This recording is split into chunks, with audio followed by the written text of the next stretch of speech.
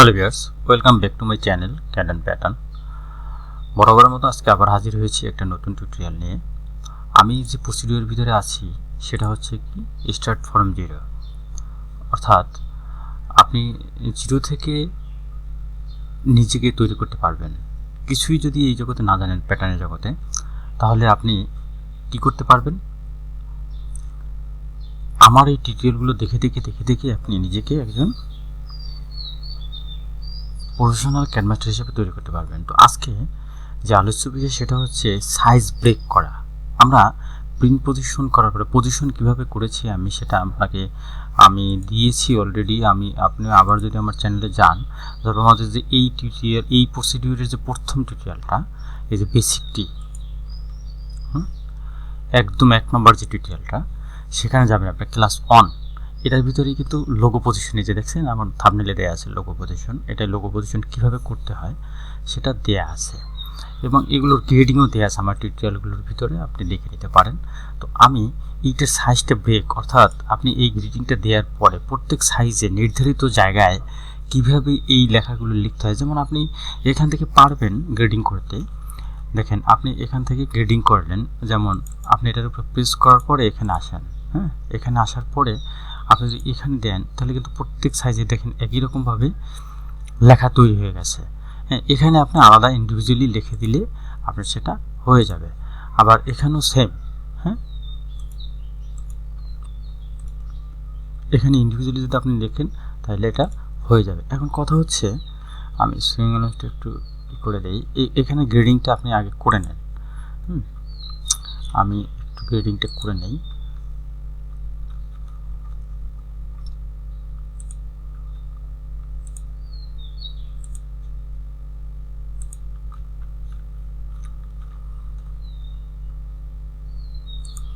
আপনি যদি আমার চ্যানেল নতুন হয়ে থাকেন অবশ্যই সাবস্ক্রাইব করে পাশে থাকেন এবং বেল আইকনটি টিপে দেন, এতে করে সুন্দর ভিডিও আপনাদের কাছে সবার আগে পৌঁছে যাবে।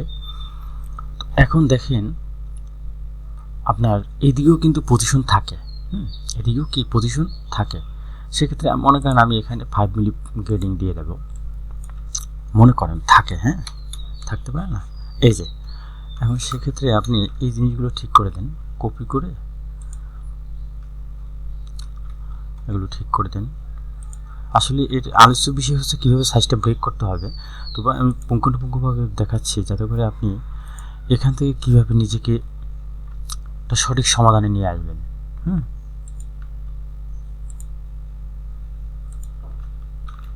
এই যে এখন আপনি দেখেন আমার এখান থেকে কিন্তু এখানের, আমি একটু ইঞ্চি টেপটা নিয়ে আসি, এখান থেকে দেখেন আমার এই বেস সাইজের উপরে আমি গ্রেডিং টানলাম, দেখেন 9.45, 9.75, 10.05, আমার বেস সাইজ 9.75 আছে, বাকিগুলো কিন্তু গ্রেডিং আছে।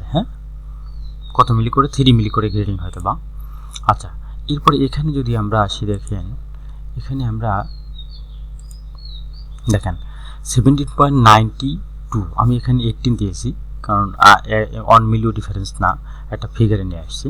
দেখেন সবগুলো কিন্তু সেম লেখা আছে, সেম আছে না, কিন্তু আমার এটা কিন্তু সেম না। দেখেন একটা জিনিস দেখেন, এই জায়গাটা তো আমার গ্রেডিং হবে না, এই জায়গাটা, এই যে জায়গাটা, এটা 0 হবে। এখন আমি যদি এটার গ্রেডিংটা টানি তাহলে কী হয় দেখেন, এই প্রত্যেকটা কিন্তু গ্রেডিং আছে 5 মিলি করে। এখন এই গ্রেডিংটা আপনি চাইলে এখানে বসে দিতে পারেন, যেমন এখানে যে গ্রেডিংটা দিয়েছেন আপনি কপি করে এটার উপরে অ্যাপ্লাই করে দিতে পারেন। ওকে, আচ্ছা, এখন এখানে একটু ডিফারেন্স হয়েছে, এই এরকম হবে না, এরকম হবে না, যা আগে ছিল তাই ঠিক আছে, আমরা এরকম রাখি, তারপরে আমরা দেখি কি করা যায়। এবং এই যে জায়গাটা, এই জায়গাটায়ও আপনি এখানে যেটা আছে সেটা এটার উপরে অ্যাপ্লাই করে দিতে পারেন। আচ্ছা, এটা দিলাম। এখন এটা আলাদা করে লেখার জন্য আপনি এখানে প্রেস করবেন, প্রেস করার পরে ঠিক এখানে চলে আসবেন, এরপর এখানে আলাদা করে লিখতে পারেন, আমার বিগত টিউটোরিয়াল দেওয়া আছে। এখন আমি চাচ্ছি অন্যভাবে, দেখুন প্লেস আমার এই যে বাকি পার্টগুলো আছে এগুলো এখানে থাকতে পারবে না, এগুলো আমি সরিয়ে দেব। এখন এটার উপরে আমি এই যে পয়েন্ট দেখেন, এই পয়েন্টের উপরে রাইট বাটন প্রেস করব মাউসের। এরপরে আমি চলে আসবো গ্রেডিংয়ে। গ্রেডিং এসে আপনার এখানে কিচ্ছু করতে হবে না, কোনো প্রেস করতে হবে না, এখানে আসলেই একটা পপ আপ উইন্ডো চলে আসবে। এবার ঠিক এটাই চলে আসবে। চলে আসার পরে আপনি এই যে সাইজ টু পিস এখানে আসবেন, দেখেন এই যে কি সুন্দর করে একটা পপ আপ উইন্ডো আসছে। এখন আপনি যে যে সাইজ বের করবেন সেগুলোকে টিক চিহ্ন দিলেই হয়ে যাবে। তো আমি চাচ্ছি অল সাইজ, এজন্য আমি অল প্রেস করে দিলাম, ওকে করে দিলাম। এখন আপনি কিবোর্ড থেকে শুধু অন প্রেস করবেন। আপনার লেফট হ্যান্ড বাম হাতের সাইডে দেখবেন একটা অন আছে, রাইট হ্যান্ড সাইডে যে অনটা কিবোর্ডের সেটা না, লেফট হ্যান্ড সাইডে যে অন আছে সেটা প্রেস করেন। দেখেন এই যে এখানে পুরো টোটালটা সব শো হয়ে গেছে। হ্যাঁ, এখন আমি এগুলো প্রত্যেকটা আলাদা আলাদা করে প্রেস করি, তাহলে সবগুলো এখানে সাইজ চলে আসবে। তো এখন দেখেন আমার এই সাইজটি হচ্ছে কি এক্স স্মল, আমার গ্রেডিংয়ের এটা শো, বাট এটা হচ্ছে এক্স স্মল সাইজ। এরপরে আবার এটা হচ্ছে লার্জ সাইজ, দেখছেন এই যে লার্জ। হ্যাঁ, এখন আমরা এক্স স্মল সাইজ, হ্যাঁ এক্স স্মল সাইজ এটা আমরা মেজারমেন্ট দেখবো এক্স স্মল সাইজে কত আছে। তা আমরা জানি যে স্মল সাইজ আমরা 18 হাফ সেম করে গ্রেডিং দিছি, এটা 17 হাফ হবে, ঠিক না? তাহলে আমি এটার উপর প্রেস করে এখানে আমি লিখে দিব হচ্ছে 17.5। ওকে, এরপর আমি মিডিয়ামে যাব। মিডিয়াম কোথায় আছে আমরা একটু দেখে নিই। এই যে মিডিয়াম, এই মিডিয়ামে আমি কি করব, এটার উপরে প্রেস করব। প্রেস করার পরে মিডিয়ামে হচ্ছে হাফ সেম গ্রেডিং বেশি, তো 18.5 হবে। এরপরে এখানে পয়েন্টটা হয়নি দেওয়া। এরপরে আমরা যাব লার্জে। হ্যাঁ, লার্জটা দেখেছিলাম এখানে, এখানে তাহলে 19, তাই না? এখানে হচ্ছে 19, আমি এখানটায় আলাদা করে 19 দিয়ে দেব, 19 cm। ক্লিয়ার? এরপরে আমি যাব হচ্ছে এক্সেলে চলে যাব। এক্সেলে তাহলে 19 হাফ। আপনি মেজারমেন্ট শিট থেকে এগুলো দেখে নেবেন, আমি জাস্ট হাফ সিম করে গ্রেডিং দিছি টিউটোরিয়ালের জন্য, দেখানোর জন্য, সেজন্য আমি এগুলো দিয়ে দিচ্ছি যেটা হওয়ার কথা 19 হাফ। এরপরে আমি যদি এটা ডাবল এক্সেলে চলে আসছি, আমি এক্সেলে চলে যাব। এক্সেল, হ্যাঁ এক্সেল কোথায় আছে, এই যে এক্সেল। এক্সেলে হবে 19.5, তো আমি এখানে 19.5। এরপরে ডাবল এক্সেল হবে 20।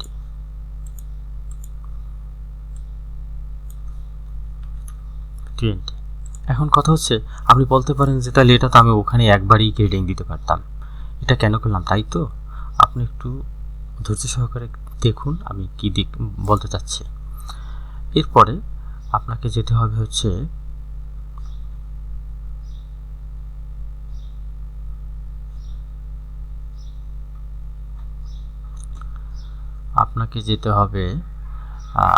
এরপরে আমার এটা যেটা আছে, হ্যাঁ এখানে কত 3 mm করে ডিফারেন্স। হ্যাঁ, এটা আমি একটা দেখাচ্ছি, এটা আপনার 3 mm ডিফারেন্স হলে এখানে কত হবে, 4 হবে না, 9.4।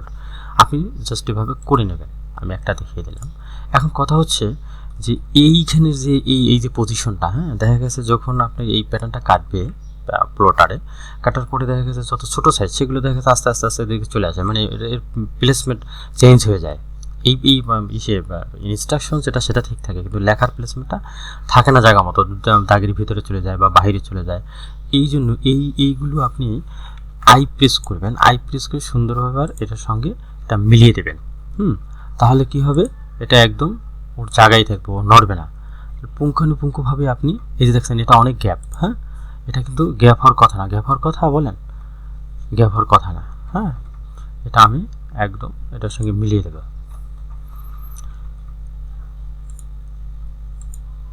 আই প্রেস করবেন, আই কিবোর্ড থেকে, তাহলে আপনি লেখাগুলো বিভিন্ন জায়গাতে একটা হ্যান্ড টুল চলে আসবে।